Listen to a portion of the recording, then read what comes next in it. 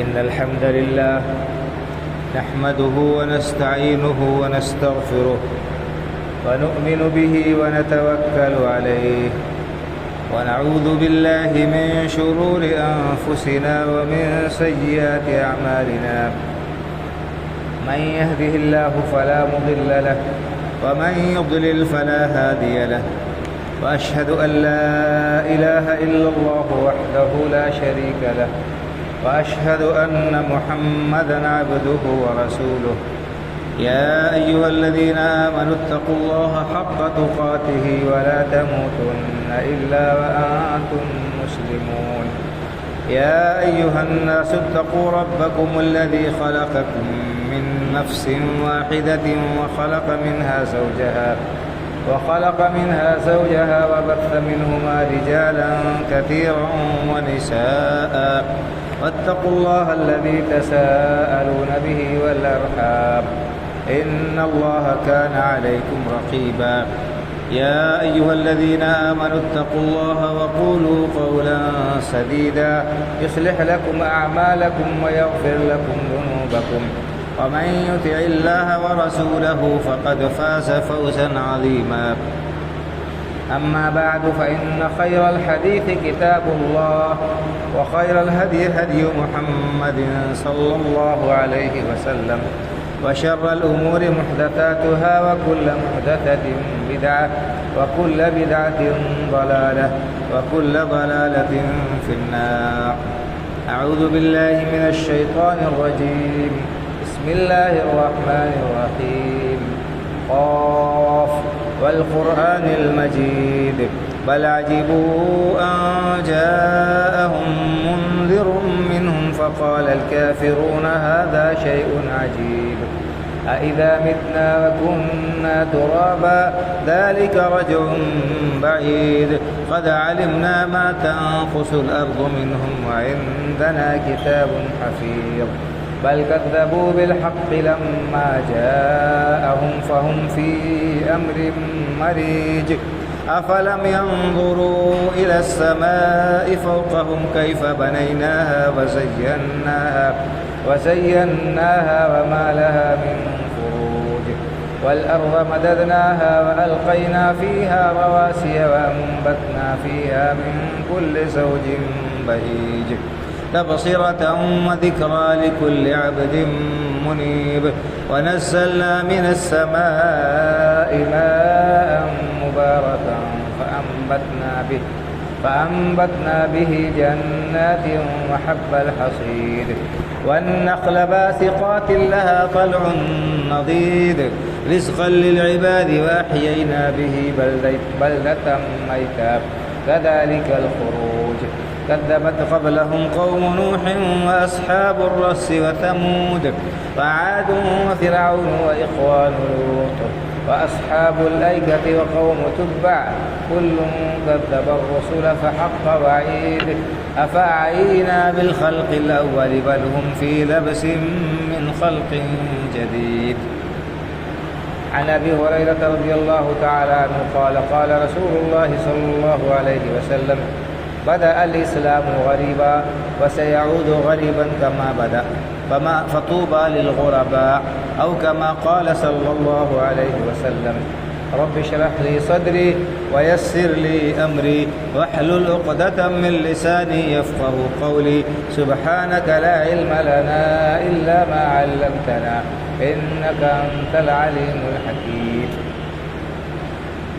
ہر قسم کی حمد و ثنا کبریائی اور بڑائی تعریف و توصیف اللہ رب العالمین کے لیے لائق و زیبا ہے جو ہم سب کا خالق و مالک پروردگار اور پالنہار ہے اور اکیلا وہی عبادت کے لائق ہے. اس کے علاوہ کوئی حصی عبادت کے لائق نہیں. اس پاک پروردگار کی حمد و ثنا بیان کرتے ہیں. بے شمار صلاۃ و سلام نازل ہو سید الاولین والآخرین امام الانبیاء والمرسلین شفیع المذنبین جناب محمد رسول اللہ صلی اللہ علیہ وسلم پر، آپ کے آل اولاد اور متبعین پر. محترم حاضرین، خطبہ مسنونہ کے بعد آپ حضرات کے سامنے صحیح مسلم شریف کی ایک حدیث پڑھی گئی ہے۔ اس حدیث پاک میں اللہ کے رسول صلی اللہ علیہ وسلم نے ایک پیشین گوئی کی ہے جو ہم اپنی آنکھوں سے دیکھ رہے ہیں، جو حرف بحرف پوری ہو رہی ہے، سچی ثابت ہو رہی ہے۔ آپ نے ارشاد فرمایا کہ بدأ الاسلام غریبا وسیعود غریبا کما بدأ۔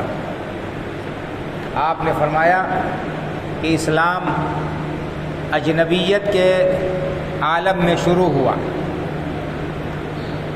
اور ایک وقت آئے گا کہ اسلام پھر سے اجنبی ہو جائے گا۔ فطوبی للغرباء، تو بشارت ہے، خوشخبری ہے ایسے لوگوں کے لیے جو اس دین پر قائم ہیں، جو اجنبی بن کر رہ رہے ہیں، ایسے اجنبی لوگوں کے لیے بشارت ہے۔ آپ نے ارشاد فرمایا کہ اسلام جب شروع ہوا تو یہ لوگوں کے لیے اجنبی تھا، نیا تھا۔ اس کی تعلیمات سن کر لوگوں کو تعجب ہوتا تھا، لوگ طرح طرح کی باتیں کہتے تھے، اللہ کے رسول صلی اللہ علیہ وسلم کے اوپر طعن تشنیع کرتے تھے اور آپ کو برے برے القاب سے نوازتے تھے۔ فرمایا بدأ الاسلام غریبا، اسلام اجنبیت کے عالم میں شروع ہوا۔ توحید لوگوں کے لیے اجنبی تھی۔ جب اللہ کے رسول صلی اللہ علیہ وسلم نے توحید کی دعوت دی تو لوگوں کو تعجب ہوا، انہوں نے انکار کر دیا۔ انہوں نے کیا کہا؟ اجعل الآلہۃ الہا واحدا ان ھذا لشیء عجاب۔ یہ کیسے نئی بات کر رہے ہیں، نئی چیز لے کر آئے۔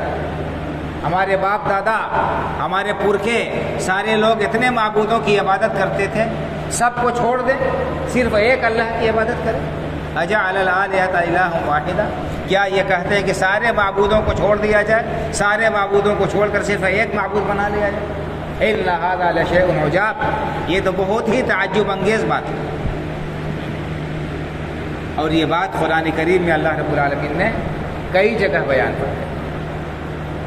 اور اسی طرح سے اللہ کے رسول صلی اللہ علیہ وسلم نے جب لوگوں کو یہ بتایا کہ مرنے کے بعد دوبارہ اٹھائے جاؤ گے، دوبارہ زندہ کیے جاؤ گے اور اللہ کی بارگاہ میں حاضر ہو کر تمہیں حساب کتاب دینا ہوگا، سوال و جواب ہوگا اور اعمال کے مطابق تمہیں بدلہ ملے گا، جزا و سزا ملے گی۔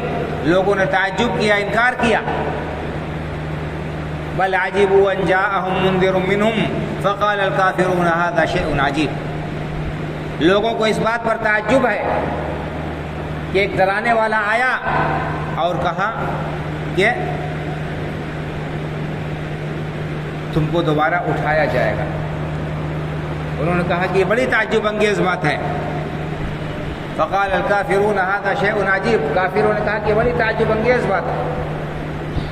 اذا متنا وکنا ترابا ذلک رجع بعید، کیا جب ہم مر کر مٹی ہو جائیں گے، ریزہ ریزہ اور چورا چورا ہو جائیں گے تو پھر دوبارہ زندہ کیے جائیں گے؟ ذلک رجع بعید، یہ تو بہت دور کا لوٹانا ہے، یہ ناممکن بات ہے کہ کوئی انسان سڑ گل جائے، اس کی ہڈیاں چورا چورا ہو جائے، ریزہ ریزہ ہو جائے، اس کا گوشت جو ہے زمین کھا جائے، پھر دوبارہ اٹھایا جائے۔ یہ تو بڑی تعجب انگیز بات ہے، یہ دماغ میں آنے والی بات نہیں۔ اسی طرح سے اور بھی دوسری تعلیمات اللہ کے رسول صلی اللہ علیہ وسلم نے لوگوں کو پیش کی، اس پر انہوں نے تعجب کیا اور انکار کیا۔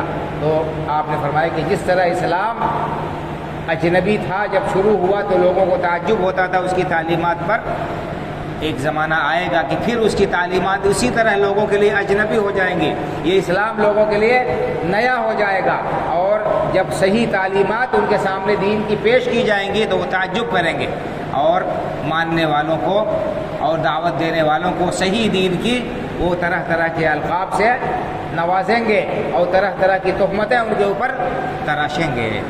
آج ہم غور کریں اور دیکھیں تو یہ صورتحال بالکل صادق آ رہی ہے۔ جب لوگوں کو توحید کی دعوت دی جاتی ہے، اکیلے اللہ رب العالمین کی عبادت و بندگی کی طرف بلایا جاتا ہے، تو وہ کہتے ہیں کہ ایسا کیسے ممکن ہے، پھر وہ کہتے ہیں کہ یہ لوگ بزرگوں کو نہیں مانتے، یہ اولیاء کی گستاخی کرتے ہیں، یہ فلاں کے ساتھ ایسا معاملہ کرتے ہیں، اور طرح طرح کے طعن و تشنیع کی جاتی، طرح طرح کی طعن و تشنیع کی جاتی ہے۔ تو کہنے کا مطلب یہ ہے کہ ہمیں ان حالات سے اور ان واقعات سے، اس صورتحال سے بددل ہونے کی ضرورت نہیں ہے اور گھبرانے کی ضرورت نہیں ہے۔ یہ ہمیشہ سے شیوا رہا ہے، ہمیشہ سے یہ شعار رہا ہے کہ باطل پرست لوگ انبیاء کرام علیہ الصلوۃ والتسلیم اور اہل حق کو برے القاب سے یاد کرتے رہے ہیں اور ان کو مختلف طرح سے متہم کرتے رہے ہیں اور ان کی جو ہے ان کی حیثیت کو بگاڑنے کی کوشش کرتے رہے، لیکن اللہ کے رسول صلی اللہ علیہ وسلم نے بشارت دی ہے، طوبیٰ للغرباء، جو لوگ دین پر جمے رہیں گے اس طرح سے اور اللہ کے دین سے وابستہ رہیں گے، ایسے لوگوں کے لیے بشارت ہے۔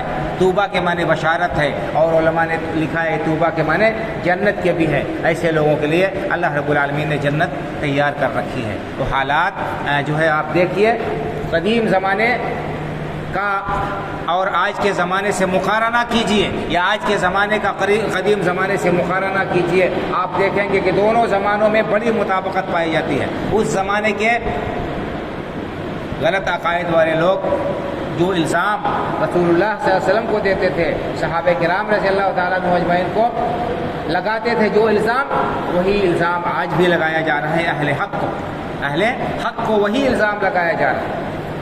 اللہ کے رسول صلی اللہ علیہ وسلم کو، صحابہ کرام کو اہل مکہ کیا کہتے تھے؟ سابق، یہ بے دین ہو گیا، بد دین ہو گیا ہے، اس نے اپنے باپ دادا کے دین کو ترک کر دیا۔ تو وہ یہ سمجھتے تھے کہ باپ دادا کا دین ہی صحیح ہے اور اصل ہے، اور اللہ اس کے رسول صلی اللہ علیہ وسلم کا جو فرمان ہوتا تھا اس کو بس پشت ڈال دیتے تھے، اسے دیوار سے دے مارتے تھے۔ تو یہ بات بھی آپ دیکھیں گے قرآن کریم میں اللہ رب العالمین نے جگہ جگہ بیان کی ہے۔ اولو کان آباؤہم لا یعقلون شیئا ولا یہتدون، کیا یعنی ان سے جب کہا جاتا ہے کہ تم وَإِذَا قِيلَ لَهُمُ اتَّبِعُوا مَا أَنزَلَ اللَّهُ قَالُوا بَلْ نَتَّبِعُ مَا أَلْفَيْنَا عَلَيْهِ آبَاءَنَا، جب ان سے کہا جاتا ہے کہ تم اس چیز کی پیروی کرو جو اللہ رب العالمین نے نازل کی ہے، جو اللہ کے رسول صلی اللہ علیہ وسلم تمہیں دے رہے ہیں، تو وہ کیا کہتے ہیں؟ وہ کہتے ہیں کہ نہیں، بل نتبع ما الفینا علیہ آباءنا، ہم تو اپنے باپ دادا کے طور طریقے کی پیروی کریں گے، ہم تو اپنے باپ دادا کے نقش قدم پر چلیں گے، ہم ان کی روش کو نہیں چھوڑ سکتے۔ اللہ نے فرمایا کہ آپ پوچھئے کہ کیا تمہارے باپ دادا گمراہ رہے ہوں، راہ راست سے ہٹے ہوئے ہوں، تو بھی باپ دادا کے طور طریقے کو اپناؤ گے اور اختیار کرو گے؟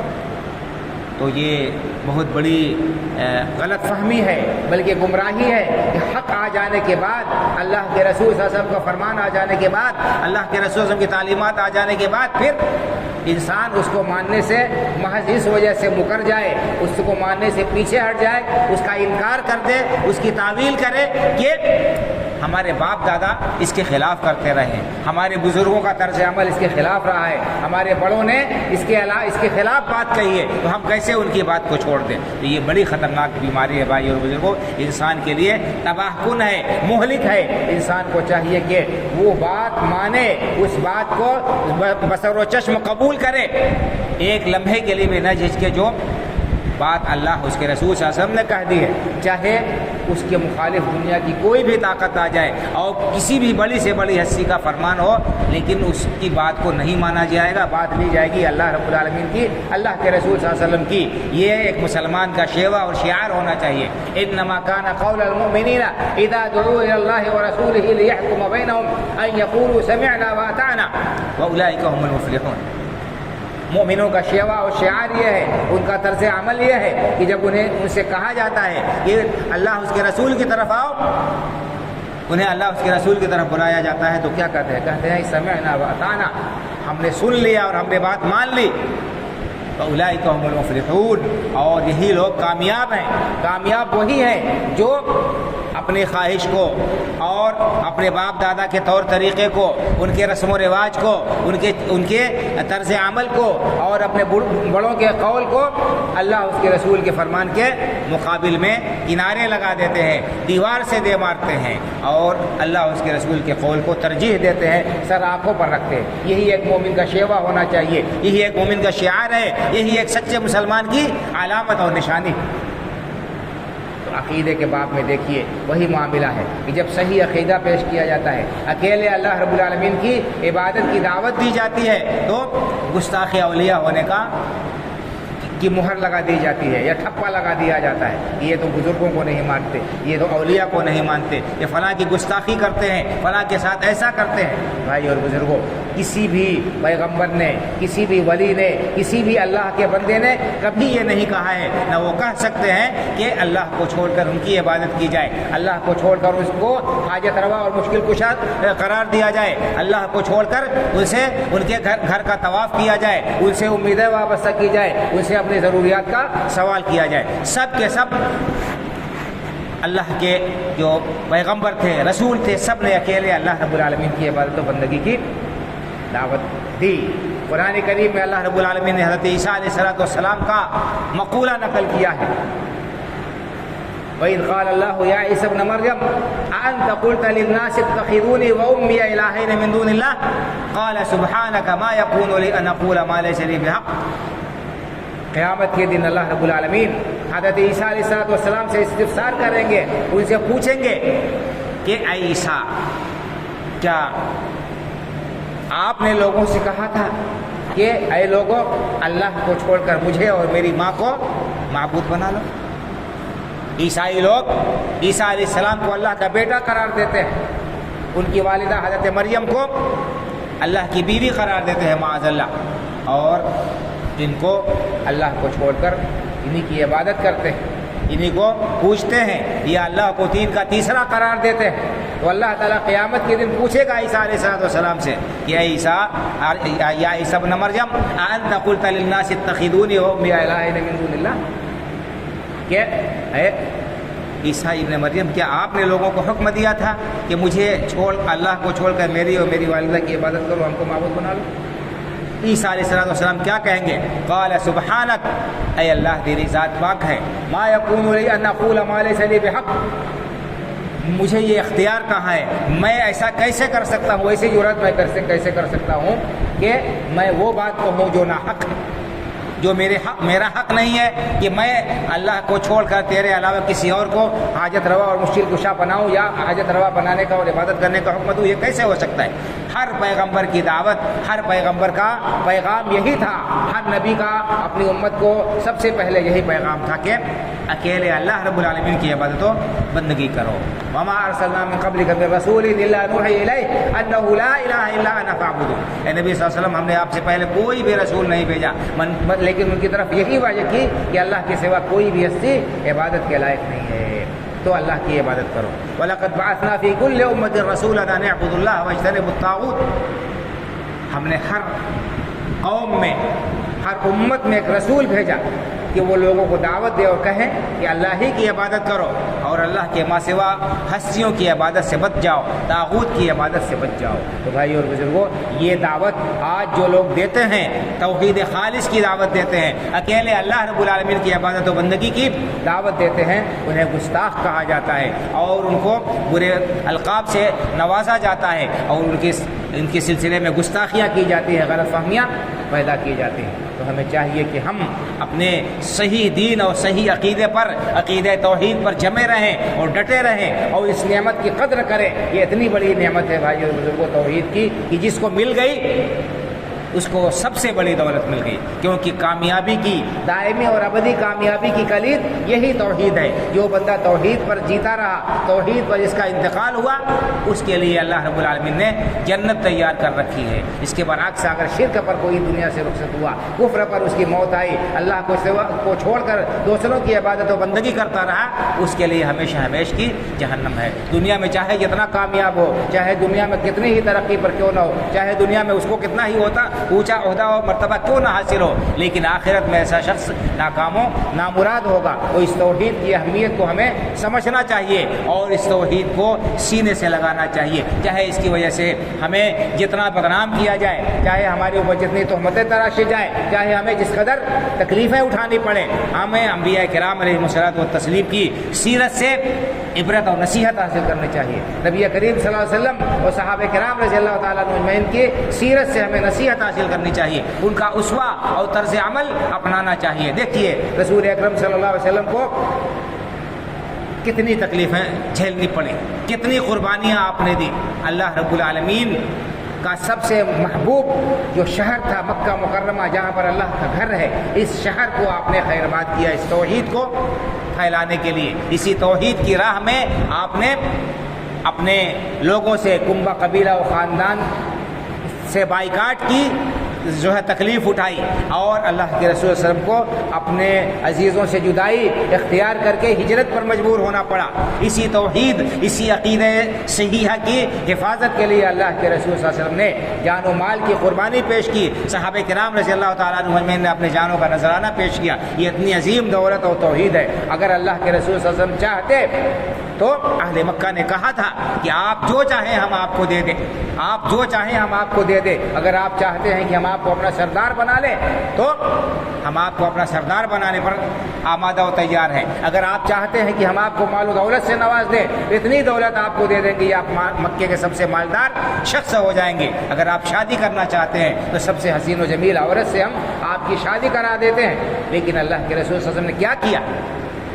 آپ نے کیا اس پیشکش کو پر توجہ دی؟ ہرگز نہیں۔ آپ نے پائے حقارت سے اس کو ٹھکرا دیا اور کہا کہ اللہ کی توحید سے کوئی سمجھوتا نہیں ہو سکتا، اس میں کوئی لچک نہیں آ سکتی۔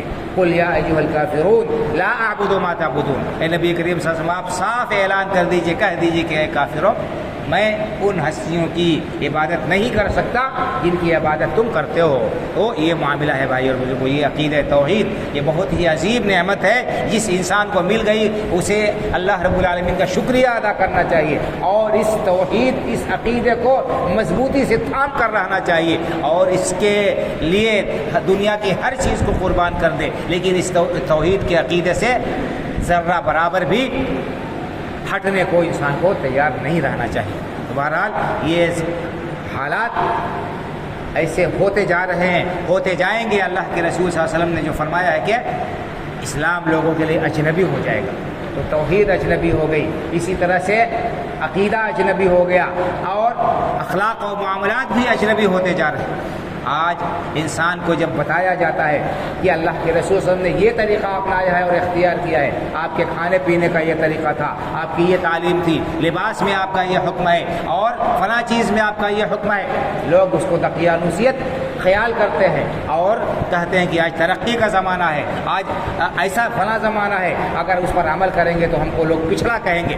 بھائی اور بزرگوں، یہ بہت ہی غلط سوچ ہے، اور یہ انسان کی ایمان کی کمزوری ہے، یہ کہ انسان اسلامی تعلیمات کو پسماندگی کی علامت سمجھے، یہ سمجھے کہ اس پر عمل کرنے سے انسان پسماندہ ہوگا اور پچھڑا ہوا وہ شمار کیا جائے گا۔ ایسی کوئی بات نہیں ہے۔ اسلام نے جو تعلیمات دی ہیں ان پر آپ عمل کریں گے، اور دیکھیں ان کے پیچھے جو حکمتیں ہیں، ان کے جو فائدے ہیں، آپ ان کو پڑھیں تو تعجب کریں گے، اور آپ کو یقین ہو جائے گا کہ یہ دین اسلام کیا ہے، واقعی اللہ رب العالمین کا بھیجا ہوا دین ہے۔ کھانے پینے کے جو آداب ہیں، سونے جاگنے کے جو آداب ہیں، قضائے حاجت کے جو آداب ہیں، اور بھی جو تعلیمات اللہ کے رسول صلی اللہ علیہ وسلم نے دی ہیں، ان سب میں آپ دیکھیں گے دنیاوی اعتبار سے بھی فائدے ہی فائدے ہیں، دنیاوی اعتبار سے بھی اس میں فائدے ہی فائدے ہیں۔ دینی فائدہ تو ہے ہی، اگر ہم سنت پر عمل کرنے کی نیت سے ان کاموں کو انجام دیں گے تو ثواب ملے گا۔ دنیاوی اعتبار سے بھی ان کے بہت سارے فائدے ہیں۔ سنتوں کے میڈیکل فائدے میں جو ہے سائنسی فائدے بہت سارے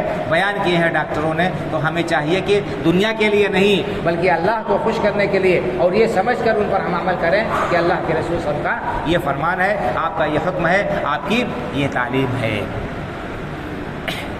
جیسے پانی پینے ہی کے سلسلے میں آپ دیکھ لیجئے، اللہ کے رسول نے کیا کہا کہ انسان کو اطمینان سے اور بیٹھ کر پانی پینا چاہیے، بیٹھ کر پانی پینا چاہیے۔ کھڑے کھڑے پانی پینے کے آپ پڑھیں گے طبی اعتبار سے بہت سارے نقصانات۔ آج سے 1400 سال پہلے یہ میڈیکل سائنس نہیں تھی، لیکن آج بتایا اس میڈیکل سائنس نے کہ انسان اگر کھڑے کھڑے اور بیک وقت پانی پی لیتا ہے بہت تیزی کے ساتھ میں، تو اس کے بہت سارے نقصانات ہو سکتے ہیں۔ تو ہمیں چاہیے کہ ہم اللہ رب العالمین کا شکریہ ادا کریں اس دین اسلام پر، اور اس کے ایک ایک حکم کو عملی جامہ پہنانے کے لیے ہم آمادہ اور تیار رہیں۔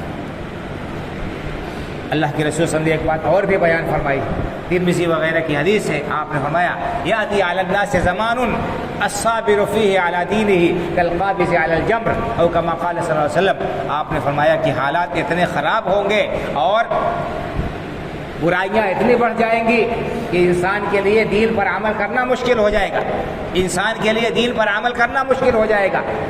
لوگوں کے اوپر ایک ایسا زمانہ آنے والا ہے کہ الصابر علی دینہ، کہ اس میں اپنے دین پر ڈٹا رہنے والا، اپنے دین پر جمع رہنے والا شخص اس اتنی تکلیف میں ہوگا جیسے کالقابض علی الجمر، جیسے کوئی شخص اپنے ہاتھ میں انگارہ لیے ہو۔ کوئی آدمی اگر ہاتھ میں انگارہ لیے ہوئے ہے تو اس کو کتنی تکلیف ہوتی ہے، کتنی پریشانی محسوس ہوتی ہے، کس قدر اس کو اذیت کا سامنا کرنا پڑتا ہے۔ اسی طرح سے دین پر عمل کرنے والوں کے لیے حالات انتہائی نامساعد ہوں گے اور ان کے لیے دین پر عمل کرنا آسان نہیں ہوگا، آسان نہیں ہوگا۔ آج دیکھ لیجئے نماز پڑھنے پر، اذان دینے پر اور دوسرے کاموں پر کس طرح سے جو ہے پابندی لگانے کی کوشش کی جا رہی ہے، یا اس کے سلسلے میں غلط پروپیگنڈا کیا جا رہا ہے۔ اسی طرح سے اور بھی دوسرے مسائل ہیں۔ غیر تو غیر ہیں، اپنے لوگ بھی جو اپنے آپ کو مسلمان کہتے ہیں، نماز کے سلسلے میں ان سے کہا جائے تو مختلف قسم کے ہیلے اور بہانے کرتے ہیں، نماز کے لیے وقت نہیں ہے۔ اور کوئی آدمی اگر سنت پر عمل کرنا چاہے تو اس کے لیے بڑی مشکل ہوتی ہے۔ اپنے روزمرہ کے معمولات میں شادی بیاہ کو آپ دیکھ لیجئے، اگر سنت کے مطابق کوئی آدمی شادی کرنا چاہتا ہے تو کس قدر اس کو معاشرے سے لوہا لینا پڑتا ہے۔ بدعات اور خرافات اور غلط رسم و رواج معاشرے میں اس قدر پنپ چکے ہیں کہ اگر ان سب کو چھوڑتا ہے انسان تو لوگ اس کو نکو کہتے ہیں، طرح طرح کے اس کے اوپر تہمتیں لگاتے ہیں، طرح طرح سے اس کے اوپر دباؤ بناتے ہیں، اس کا بائیکاٹ کرنے کی کوشش کی جاتی ہے۔ ساری جاہلیت کی رسمیں اور طور طریقے اپنائے جا رہے ہیں، اختیار کیے جا رہے ہیں۔ صاف ستھرا جو دین ہے، دین کی جو تعلیمات ہیں، ان تعلیمات کو نظر انداز کیا جا رہا ہے۔ شادی بیاہ کو آپ لے لیجئے، اسلام نے کتنا صاف ستھرا نظام رکھا ہے اور کتنی عظیم تعلیم دی ہے، کتنا سہل اور آسان بنایا ہے شادی کو، لیکن آج ہم نے رسم و رواج کے پھندے میں اپنے آپ کو ڈال کر اس کے چنگل میں پھنسا کر شادی بیاہ کو کتنا مشکل بنا دیا ہے۔ غریب لوگوں کی بیٹیوں کی شادی کتنی مشکل ہو گئی ہے اور کیا کیا پریشانیاں اٹھانی پڑ رہی ہیں، یہ آپ لوگوں کے لیے کوئی ڈھکی چھپی بات نہیں ہے، واضح ہے۔ آج رشتوں کے طے کرنے میں کیا کیا چیزیں دیکھی جا رہی ہیں، اللہ کے رسول صلی اللہ علیہ وسلم نے کیا بتایا ہے۔ لڑکے کے سلسلے میں اس کی دینداری دیکھو، لڑکی کے سلسلے میں اس کی دینداری دیکھو۔ آج دینداری کو سب سے آخر میں دیکھا جاتا ہے، دنیا داری اور طرح طرح کی چیزیں جن سے اللہ کے رسول صلی اللہ علیہ وسلم نے منع کیا ہے، وہی چیزیں پہلے نمبر پر رکھی جاتی ہیں۔ آپ صلی اللہ علیہ وسلم کا ارشاد ہے لڑکے کے سلسلے میں، اذا اتاکم من ترضون دینہ وخلقہ فزوجوہ الا تفعلوا تکن فتنۃ فی الارض وفساد عریض۔ جب تمہارے پاس کوئی دیندار لڑکا شادی کا پیغام لے کر آتا ہے تو اس کو قبول کر لو اور اس سے اپنی لڑکی کی شادی کر دو۔ دیندار اور با اخلاق لڑکا اگر ہے، اس پیغام نکاح دیتا ہے تو اس سے اپنی لڑکی کی شادی کر دو۔ الا تفعلوا تکن فتنۃ فی الارض وفساد عریض، اگر ایسا نہیں کرو گے زمین میں بڑا فتنہ فساد برپا ہو جائے گا۔ اور فرمایا تنکح المرأة لأربع لمالها ولجمالها ولحسبها ولدینها فاظفر بذات الدین تربت یداک۔ لڑکی سے شادی کرنے میں 4 پیمانہ ہے، لوگ دیکھتے ہیں۔ یا تو اس کا مال دیکھتے ہیں کہ کتنا مال لائے گی، اس کے باپ دادا کے پاس میں کتنی پراپرٹی، کتنی جائیداد ہے۔ کچھ لوگ جمال اس کا دیکھتے ہیں، کچھ لوگ اس کا حسب نسب دیکھتے ہیں، اس کا بیک گراؤنڈ کس خاندان کی ہے۔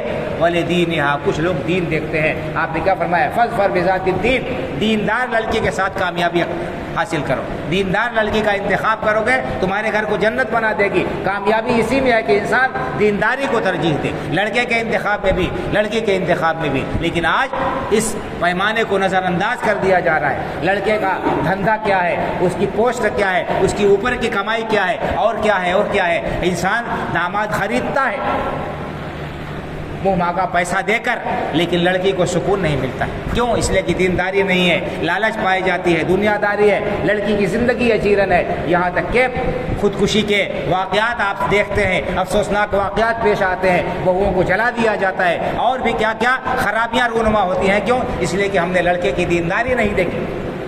لڑکی کا یہی معاملہ ہے، ہاں زیادہ مالدار ہے، زیادہ مال لائے گی، 10 طرح کے نخرے کرے گی، گھر کے اندر سکون نہیں رہے گا، شوہر کی عزت نہیں کر سکتی، اور اسی طرح سے بہت ساری خرابیاں آتی ہیں۔ تو اللہ کے رسول صلی اللہ علیہ وسلم نے جو بات بتائی، آج وہ اجنبی ہو گئی ہے۔ شادی بیاہ کے سلسلے میں آپ نے سادگی کا حکم دیا، آپ نے فرمایا کہ سب سے بابرکت نکاح ہوا ہے جس میں سب سے کم خرچ ہو، لیکن آج ہم زیادہ سے زیادہ خرچ کر کے، زیادہ سے زیادہ نمائش کر کے اور نام و نمود کے چکر میں کتنے سارے اسلامی شریعت اور احکام کا خلا گھونٹ رہے ہیں، اس کا نتیجہ ہم بھگت رہے ہیں، لیکن اس کا ہمیں احساس نہیں ہے۔ بہرحال ہمیں اس حدیث پاک کو ذہن نشین رکھنا چاہیے کہ اسلام شروع ہوا اجنبیت کے عالم میں اور گمنامی کے عالم میں، لوگ اس کی تعلیمات سے ناواقف تھے، اور دھیرے دھیرے پھر لوگ اسی طرح سے ہو جائیں گے، اسلام پھر ایک زمانے میں اجنبی ہو جائے گا، نامانوس ہو جائے گا، لوگ اس کی تعلیمات سے غافل ہو جائیں گے۔ لیکن ایسے وقت میں جب لوگ دین سے دور ہو رہے ہوں، جو لوگ دین پر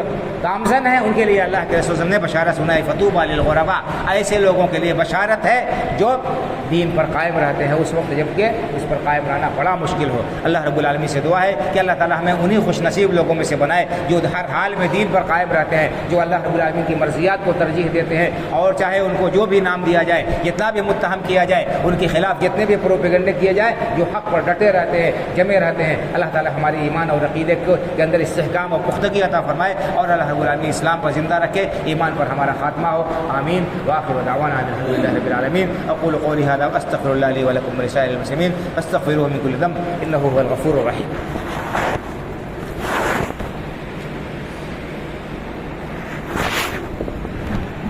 ان الحمد للہ نحمده ونستعینه ونستغفره ونؤمن به ونتوکل علیہ ونعوذ باللہ من شرور انفسنا ومن سیئات اعمالنا من يهده الله فلا مضل له ومن يضلل فلا هادي له واشهد ان لا اله الا الله وحده لا شريك له واشهد ان محمدا عبده ورسوله ان الله وملائكته يصلون على النبي يا ايها الذين امنوا صلوا عليه وسلموا تسليما اللهم صل على محمد وعلى ال محمد كما صليت على ابراهيم وعلى ال ابراهيم انك حميد مجيد اللهم بارك على محمد وعلى ال محمد كما باركت على ابراهيم وعلى ال ابراهيم انك حميد مجيد اللهم انصر من نصر دين محمد صلى الله عليه وسلم واجعلنا منهم واخذل من خذل دين محمد صلى الله عليه وسلم ولا تجعلنا منهم عباد الله رحمكم الله ان الله يأمر بالعدل والاحسان وايتاء ذي القربى وينهى عن الفحشاء والمنكر والبغي يعظكم لعلكم تذكرون فاذكروا الله يذكركم وادعوه يستجب لكم ولذكر الله اكبر والله يعلم ما تصنعون۔